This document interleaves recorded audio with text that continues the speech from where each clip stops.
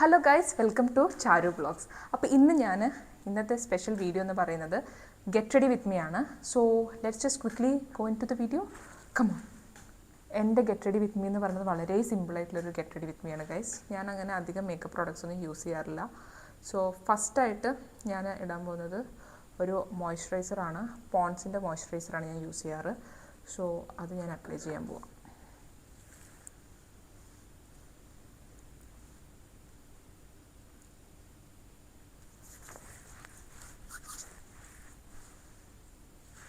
എൻ്റെ മുടിയിലൊക്കെ ആയാലോ, അയ്യാ.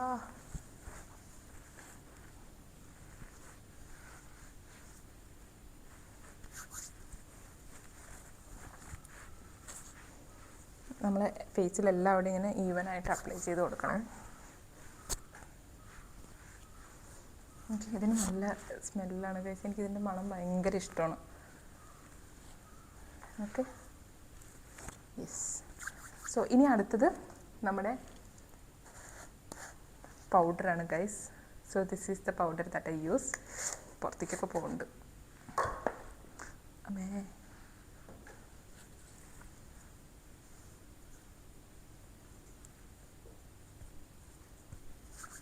കാണും കോമഡി ആയിട്ടുണ്ടാവും, പക്ഷേ ഇതാണ് എൻ്റെ get ready with me.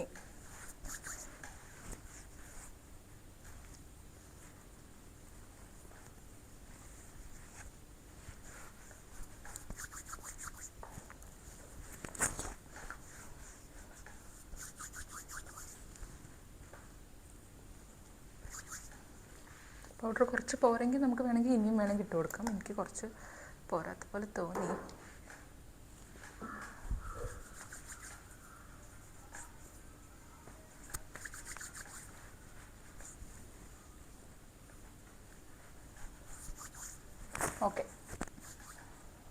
Okay lipstick ഇല്ലാണ്ട് എന്തോ പോലെ തോന്നുന്നുണ്ട് ഫേസ്. സോ അതുകൊണ്ട് ഞാൻ ആക്ച്വലി ലിപ്സ്റ്റിക്ക് ഏറ്റവും ലാസ്റ്റാണ് ഇടാം. നമുക്കിപ്പോൾ ലിപ്സ്റ്റിക്ക് ഇടാം. സോ ഇതാണ് ഞാൻ ഇപ്പോൾ കറൻ്റ്ലി യൂസ് ചെയ്യുന്ന ലിപ്സ്റ്റിക്ക്. എനിക്കങ്ങനെ പ്രത്യേകിച്ച് ഇന്ന ലിപ്സ്റ്റിക്ക് തന്നെ വേണമെന്നൊന്നുമില്ല. എൻ്റെ ലിപ്പിന് ഏതാണോ സ്യൂട്ട് ആവുന്നത് അത് ഞാൻ യൂസ് ചെയ്യും. സോ ലിപ്സ്റ്റിക്ക് ഫോണിൽ നോക്കിയിട്ടിടുമ്പോൾ ശരിയാവില്ല.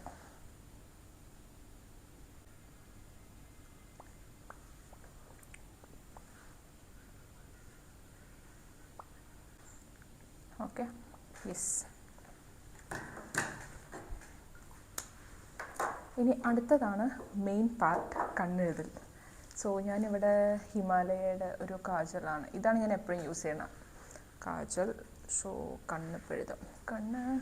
അതും കണ്ണാടി നോക്കി എഴുതുന്നതായിരിക്കും നല്ലതെന്ന് തോന്നുന്നു. കാരണം ക്യാമറ നോക്കി എഴുതുമ്പോൾ യൂഷ്വലി ഞങ്ങൾ പെൺപിള്ളേർ ഈ കണ്ണെഴുതുമ്പോൾ കുറച്ച് കോൺഷ്യസ് ആവും.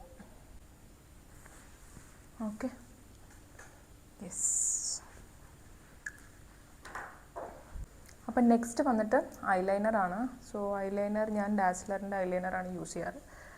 ബഡ്ജറ്റ് ഫ്രണ്ട്ലി, അതെ. അപ്പോൾ ഇതാണ് കുറച്ച് നമുക്ക് ടാസ്ക് ആയിട്ടുള്ളൊരു ഭാഗം എന്ന് പറയുന്നത്.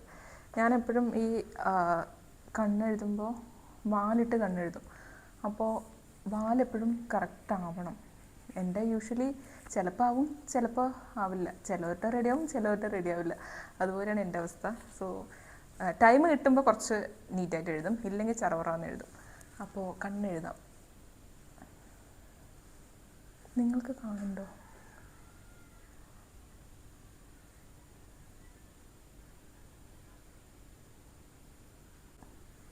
ശരിയാവാത്ത എവിടെ പോവാൻ?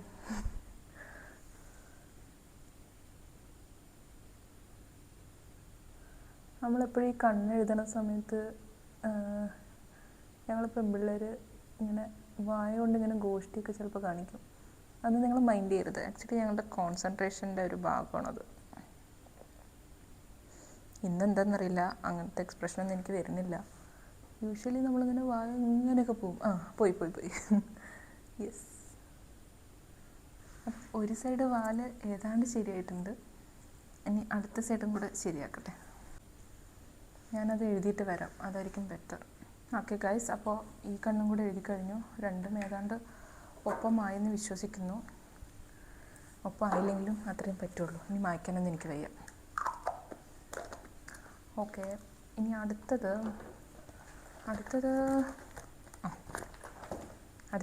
മസ്കാര. മസ്കാര. ഇതും ഡാസ്ലറിൻ്റെ മസ്കാര തന്നെ. ഫോൺ നോക്കിയിട്ടാൽ ശരിയാവില്ല ഗൈസ്.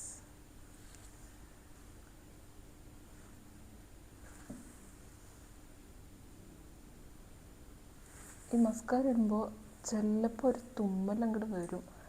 അപ്പോഴാണ് വിറ്റ് ആ മറ്റേ കരി മൊത്തം ഫേസിലാവും. അയ്യോ മായ വീണ്ടും അങ്ങനെ പോയി. ഇതാണ് പ്രശ്നം.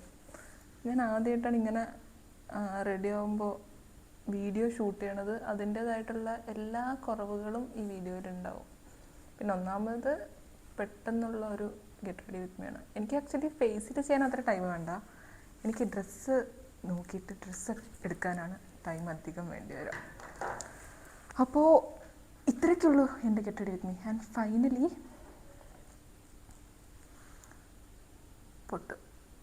പൊട്ട് മസ്റ്റാണ് ഗൈസ്. പൊട്ടില്ലാണ്ട് ഞാൻ പുറത്തേക്ക് പോവില്ല. സോ ഇതാണ് എൻ്റെ ഗെറ്റ് റെഡി വിത്ത് മീ. എങ്ങനെയുണ്ട്? നന്നായിട്ടുണ്ടോ? ഇനി മുടി ഒന്ന് കെട്ടണം. സോ ഇത്രയേ ഉള്ളൂ എൻ്റെ ഗെറ്റ് റെഡി വിത്ത് മീ. അപ്പോൾ നിങ്ങൾക്ക് എൻ്റെ ഗെറ്റ് റെഡി വിത്ത് മീ ഇഷ്ടമായിട്ടുണ്ടെങ്കിൽ ലൈക്ക് ചെയ്യുക, ഷെയർ ചെയ്യുക, സബ്സ്ക്രൈബ് ചെയ്യുക. അപ്പോൾ മറക്കാതെ എൻ്റെ യൂട്യൂബ് ചാനലായ ചാരു വ്ളോഗ്സ് എല്ലാവരും സബ്സ്ക്രൈബ് ചെയ്യണം. അപ്പോൾ ബായ്.